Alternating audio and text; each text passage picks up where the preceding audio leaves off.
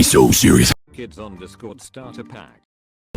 Mode and some old worlds back like Plaza, Hill, and Basement. Community worlds allow you to upload your worlds to a code.